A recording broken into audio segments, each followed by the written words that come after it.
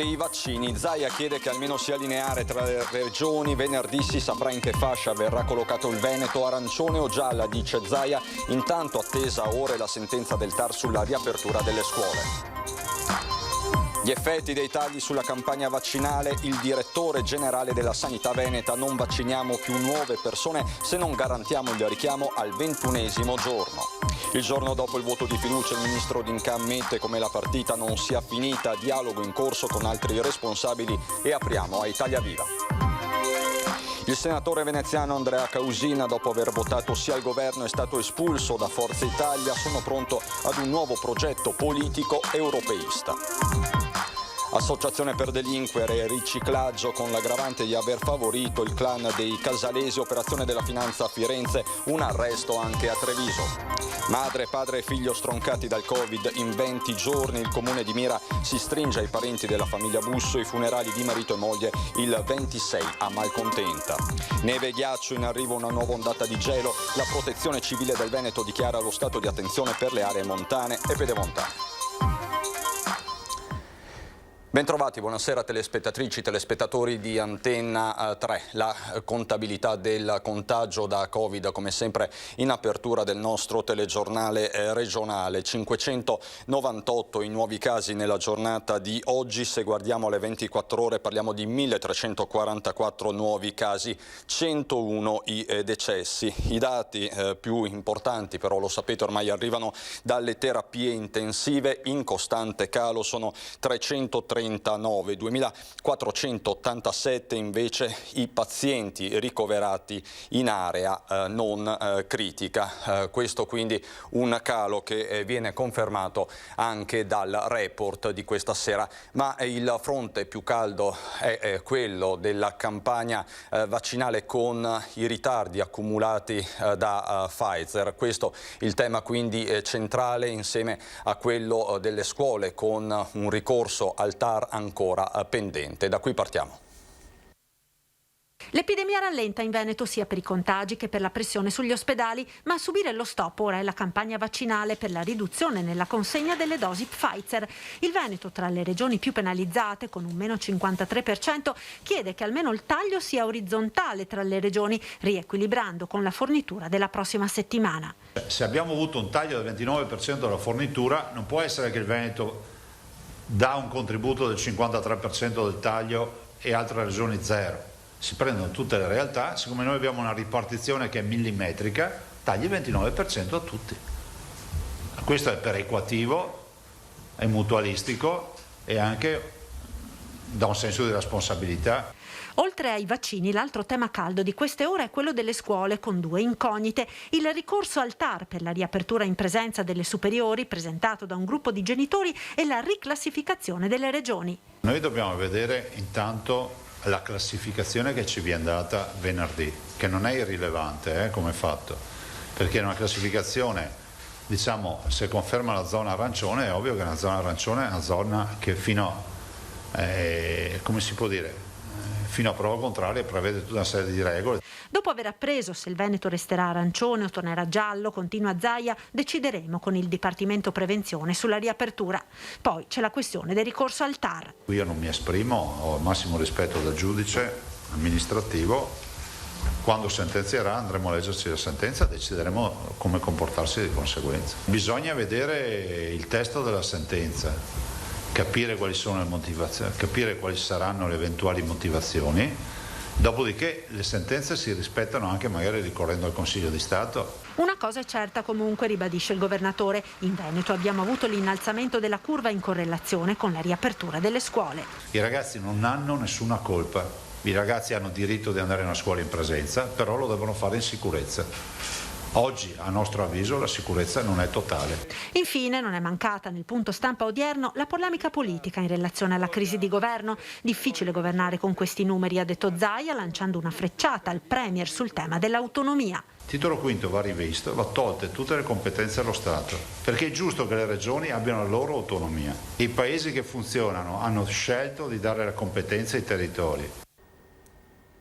Quindi la campagna vaccinale è la preoccupazione principale della Regione. A scattare una fotografia puntuale il direttore generale della Sanità Veneta, Flor.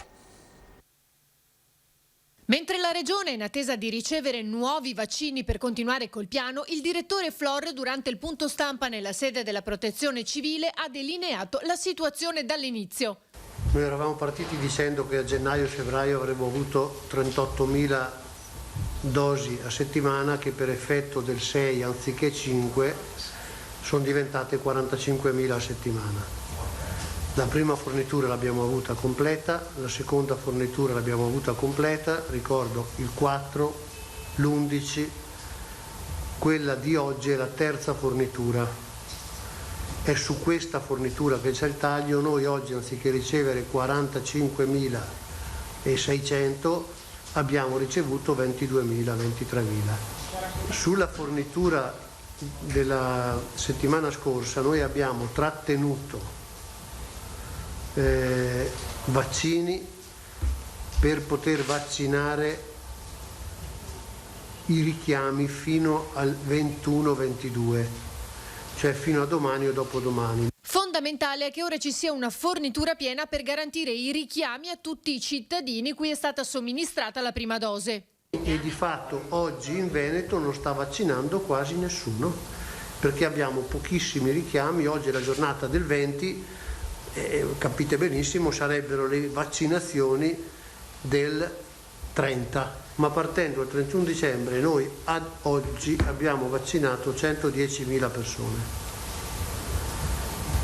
I vaccini che stanno arrivando, quelli che avevamo risparmiato e i prossimi che arriveranno, ci servono per il richiamo a queste 110.000 persone. Ora si fa presto a capire che queste 110.000 persone dovranno essere richiamate tutte nei prossimi 20 giorni. Flor annuncia che non si vaccineranno più nuove persone se non sarà garantito il 21° giorno di richiamo e assicura con le forniture che sono state previste siamo in grado di coprire tutti i richiami. C'è poi il fronte della politica all'indomani del voto di fiducia al Senato, con il ministro D'Incà che apre ai responsabili. La partita non è affatto finita, dice, e di un nuovo soggetto politico parla invece il senatore veneziano Causin, che da Forza Italia è stato espulso proprio perché ha sostenuto la maggioranza di governo. I numeri chiaramente non ci permettono al Senato di raggiungere la maggioranza assoluta, ma identificano che vi è una maggioranza a livello parlamentare sulla quale vogliamo lavorare nei prossimi giorni per cercare di aumentare il consenso. Più che un'analisi del voto è una dichiarazione programmatica quella del ministro bellunese Federico D'Incà, tessitore nelle ore febbrili della crisi di nuove alleanze, trattative che sono ancora in corso, come lui stesso conferma, e che comprendono anche i renziani. D'Incà gioca a carte scoperte. Io guardo con fiducia a colleghi che fino ad oggi hanno lavorato fianco a fianco con noi, mi riferisco a Italia Viva ad esempio, ma anche ad altri deputati e senatori che hanno condiviso percorsi all'interno delle commissioni. A garantire la maggioranza relativa a Palazzo Madama è stato anche il senatore veneziano Andrea Causin, un passato nel PD, poi Scelta Civica e infine Forza Italia, da cui è stato espulso nottetempo, decisione pare di capire già metabolizzata. La mia professoressa di latino mi ha insegnato una volta che l'etimologia della parola decidere viene dal latino recidere, no? E quindi chiaramente quando uno compie una scelta come quella che ho compiuto io, che ha compiuto Maria Rosaria Rossi, compie una scelta anche di frattura. Causin rimanda al richiamo alla coesione auspicato da Mattarella. In coscienza una crisi al buio aperta irresponsabilmente da una forza di maggioranza che è guidata da Matteo Renzi avrebbe precipitato il Paese in uno stallo istituzionale. Uno stallo da cui si può uscire, dice Causin, con un progetto politico, leggi Nuovo Partito. La strada sembra segnata. Il mettere in campo una proposta politica di stampo cattolico, liberale, democratico che sia fortemente ancorata all'Europa. Una delle pagine più buie della politica italiana, quella della crisi di governo e del voto di fiducia con la caccia ai cosiddetti responsabili e lo scontro senza esclusione di colpi bassi tra maggioranza e opposizione. Un pessimo esempio soprattutto per i giovani, dice in questo commento il nostro direttore Luigi Baccialli. Cari ragazzi del 99, del 1999, non del 1899, quelli erano i ragazzi che andarono in guerra, la prima guerra mondiale, che combatterono e morirono sui campi di battaglia. Parlo ai ragazzi del 1999, quindi ai ventenni di oggi, a tutti i ventenni che stanno combattendo la loro guerra, una guerra diversa, con un nemico invisibile, però subdolo, terribile e micidiale, e i ventenni oggi sono sepolti vivi, sono murati in casa per colpa di questo Covid. Probabilmente attraverso le vostre tecnologie avrete assistito ieri a uno spettacolo indecente, quello della politica italiana. Un campionario nell'aula del Senato, in particolare dei peggiori difetti, dei peggiori vizi dell'uomo, no? Non mancava nulla: l'invidia, la gelosia, la rabbia, la protervia, l'arroganza, il tradimento, la slealtà, la scorrettezza, l'ingordigia, la sete di potere. Ecco, io vorrei dirvi che questa non è la realtà. La vita è altra cosa, i valori sono altri, i valori sono quelli che voi incarnate, che voi probabilmente potete comunque manifestate, che sono quelli appunto di chi fa il proprio dovere, di chi soffre dignitosamente, di chi non vuole fare sgambetti, non vuole fare scorciatoie, non vuole sopraffare gli altri, non vuole prevaricare. Tutto questo la politica non lo fa, e davvero non seguite mai questo esempio. Questi politici, questi parlamentari sono colpevoli di avere dato un esempio spaventoso, perché alla vostra età si può pensare che la vita sia quella, che il modo di vivere sia quello, no? Di annientare il proprio avversario, non avere nessun rispetto per i rivali, andare avanti comunque sempre per il proprio interesse, no? Quando parlano l'interesse dell'Italia, facciamo l'interesse, pensiamo al bene comune, no? Loro pensano alle loro poltrone, alle loro rendite di posizione, ai loro privilegi, e non vogliono rinunciarci. Non prendete esempio da queste persone pessime, squallide, da questi trasformisti, dai cosiddetti costruttori, volenterosi, come diavoli li hanno chiamati, per nascondere poi in realtà quello che sono veramente, dei voltagabbana, dei camaleonti che sono sempre pronti a saltare sul carro del vincitore. Questa non è la realtà, e voi dovete vivere invece secondo quanto vi dicono le vostre famiglie, i vostri genitori, e chi cerca in qualche modo di dare un esempio migliore. Tenete sempre presente una poesia di Kipling che si chiama Sé, ed è proprio un'esaltazione dell'autostima, cioè il cercare le forze in se stessi, cercare di non ricorrere ad altri per andare avanti, no? Perché vi troverete da soli nella vita in tante occasioni e dovrete fare di tutto per superare i problemi in maniera così civile, non raccapricciante, rivoltante come quella che hanno dimostrato di seguire ieri i parlamentari italiani. Seguite una poesia di Kipling se volete, si chiama Sé, la conoscete di sicuro, e quando saprete, dice Kipling, confrontarvi tra trionfo e rovina, tra successi e insuccessi, allora sarete uomini. Ecco, seguite quello, non seguite i politici, anzi statevene alla larga. E a chi vi dice soltanto gli imbecilli non cambiano idea, sappiate che bisogna capire, dipende da perché si cambia idea. Se si cambia per un'intima, profonda convinzione, idea, allora fate bene a cambiarla, ma se la si cambia per interesse, per opportunismo, allora quelli che la cambiano sono dei cialtroni oltre che degli imbecilli e sono persone che non meritano di ricoprire incarichi preminenti nelle istituzioni. Buona fortuna. Perplessità, smarrimento, rabbia anche tra i cittadini. Questa è la situazione, questo l'umore tra i vicentini.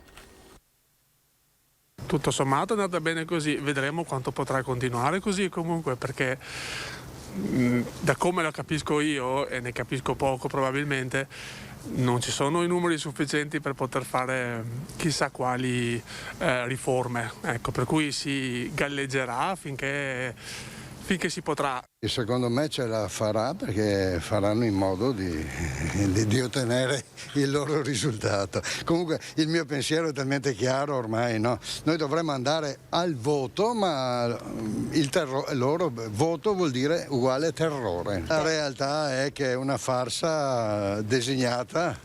Siamo abituati a tutto ciò, in particolar modo a determinati personaggi attuali. Non vogliono il bene dell'Italia, vogliono un disastro, la comunità sua, perché hanno la poltrona. E questa gentassa deve andare fuori del Parlamento. Penso sia stata una buona soluzione, confido insomma nel futuro prossimo che tutto vada per il verso giusto, insomma si risolvono parecchie cose. Che si sia risolto non lo so, io speravo che non si andasse a votare. Abbiamo una memoria breve, ma spero non quella del pesce rosso, ci ricorderemo, insomma, voglio dire, fai cadere il governo perché sei poco visibile, pagherai il conto dopo. Alternative valide non ce ne sono comunque.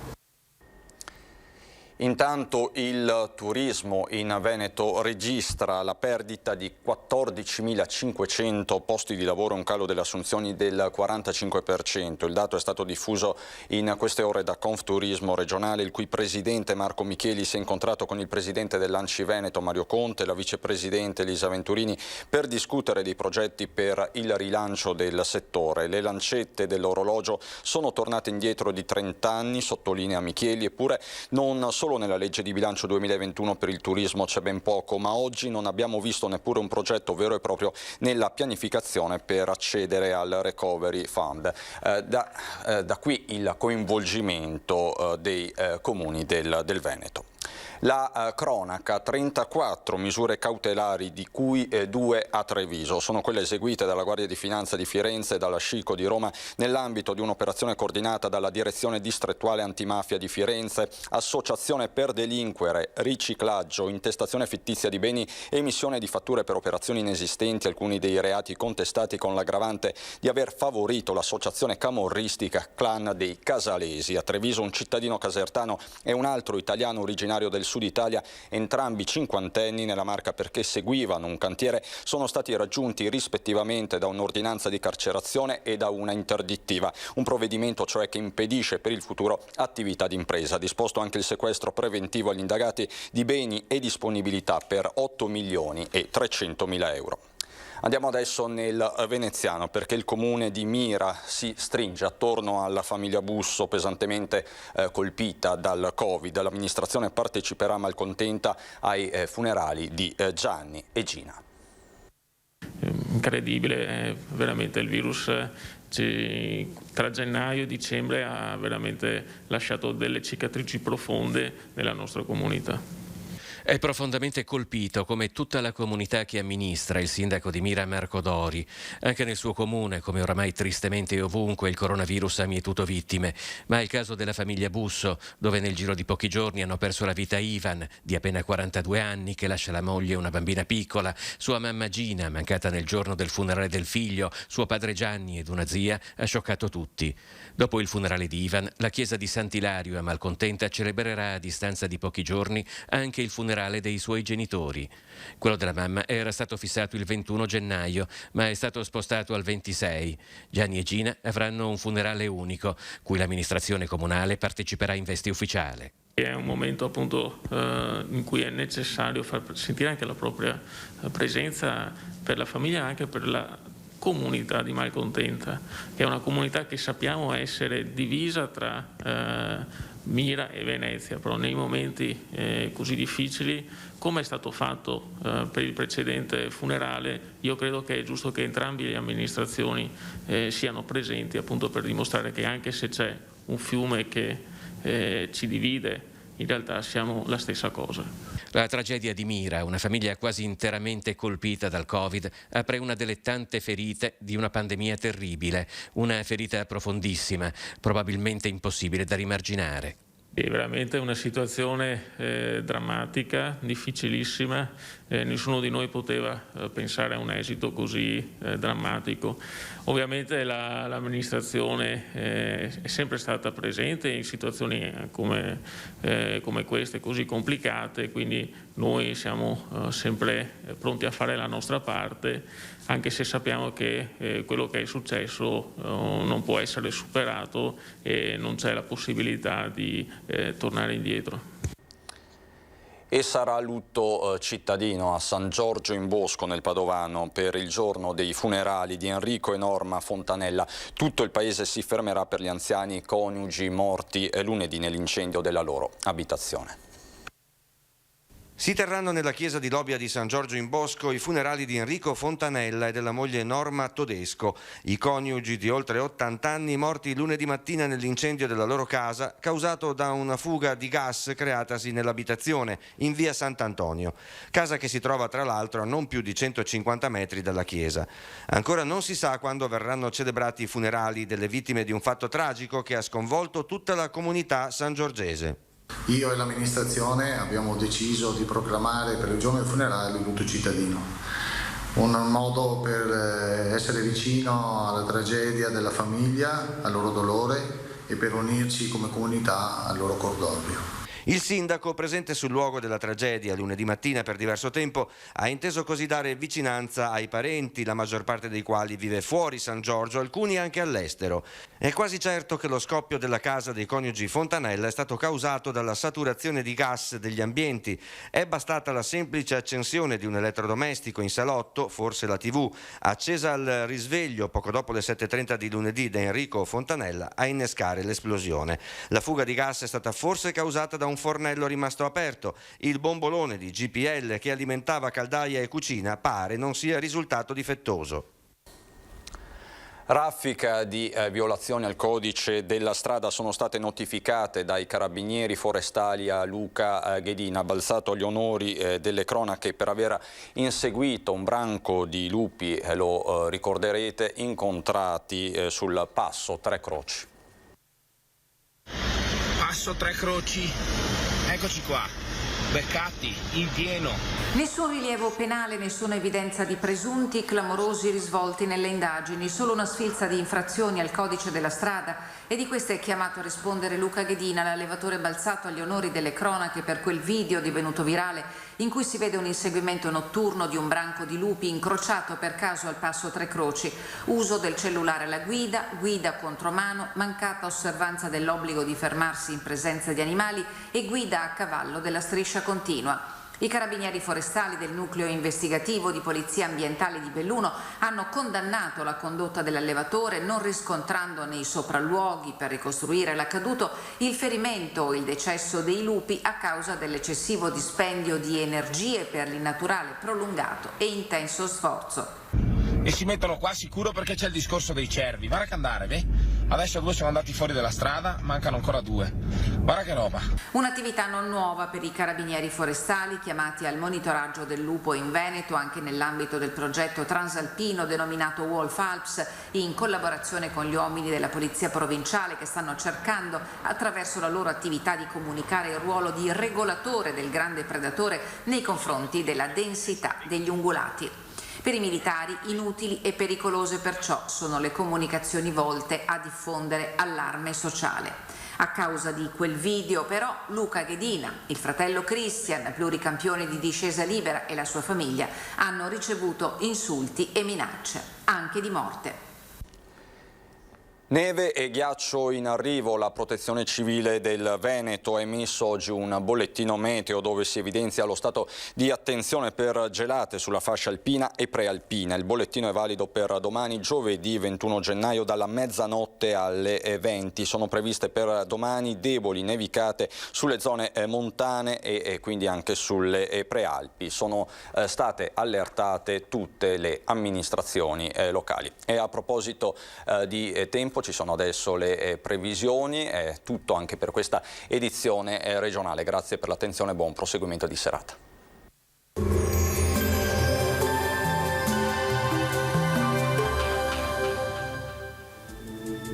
Benvenuti al meteo. Nuovo stop all'anticiclone, il flusso perturbato atlantico raggiunge l'Italia, tempo in progressivo peggioramento sul nostro territorio. Vediamo insieme il dettaglio di giovedì 21 gennaio. Sul Veneto cielo molto nuvoloso, in mattinata bassa probabilità di piovaschi salvo per locali e brevi fenomeni. Con il passare delle ore piogge in graduale estensione fino a diventare diffuse e localmente anche intense. Sulle Dolomiti neve fino ai fondovalle, sulle Prealpi invece intorno agli 800-1000 metri. Venti moderati da sud-est sulle zone di pianura. Temperature in aumento, minime tra lo 0 e i 2 gradi, valori massimi compresi invece tra i 4 e i 9 gradi all'incirca. Ci spostiamo ora sul Friuli Venezia Giulia, anche qui cielo coperto sin dal mattino ma precipitazioni via via più estese a partire dal pomeriggio e risulteranno anche forti in serata. Temperature minime tra 1 e 8 gradi, massime invece sugli 8-12 gradi. Uno sguardo infine al Trentino Alto Adige, anche qui il tempo risulterà instabile con pioggia e locali nevicate a bassa quota, specie sui settori meridionali della regione. Temperature minime intorno a 1 grado, massime sui 4 all'incirca. Dal meteo di Antena 3 per ora è tutto, grazie per l'attenzione e arrivederci al prossimo aggiornamento.